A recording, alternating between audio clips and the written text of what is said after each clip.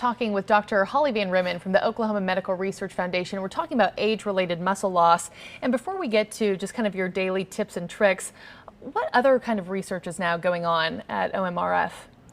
So in the Aging and Metabolism program, where I'm the chair at OMRF, we have research going on in a number of different age-related diseases. So things like heart disease or arthritis. I mean, we have a number of different programs that are going on.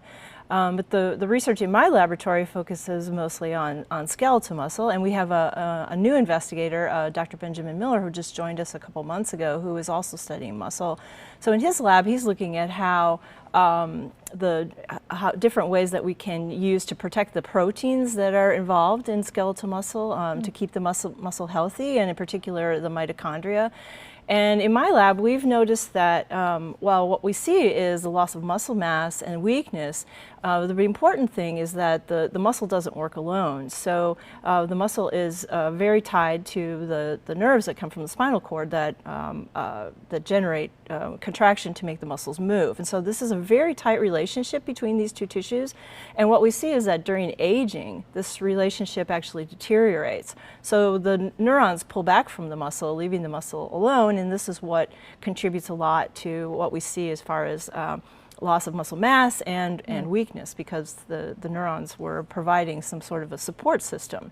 And so we're trying to figure out what exactly is happening when the neurons disappear, and different ways that we can use to keep the muscle from degenerating at that point. Really fascinating, and I'm sure you find that the whole body just works in tandem to make the whole body function as it should. Right. So the brain is involved in this, and the muscle itself can release factors that contribute to the metabolism of the whole organism. So it's all very interrelated. It's really difficult, I think, to study any one tissue or organ because there's so many different ways that they impact each other. And back to the muscle loss, and we were saying earlier, once you hit 30, things start to decline a little bit from there. You were saying more like your 50s or 60s. How can we combat this?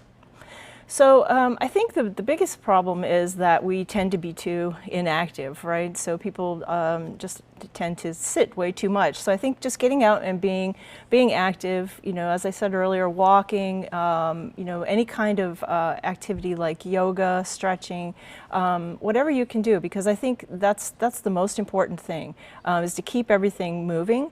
I think it's also important to watch your diet, especially as we get older. We tend to not eat as well, maybe, and so to make sure that you get enough protein in your diet is, I think, really, really important. Okay. But activity is the big thing, so just go walk the dog. And back to the nutritional part of it, because I know everyone now is making these meal plans for the new year. What exactly should a protein diet look like to aid in this issue?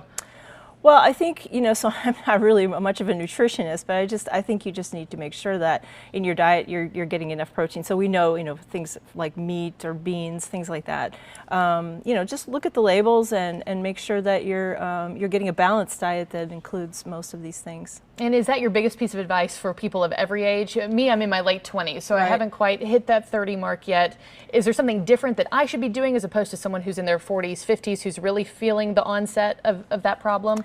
No, I think it's still just staying active. I think that's the key throughout the whole process. Okay. Well, Doctor, thank you so much for your time. Thank you. We do appreciate it, and Happy New Year to you.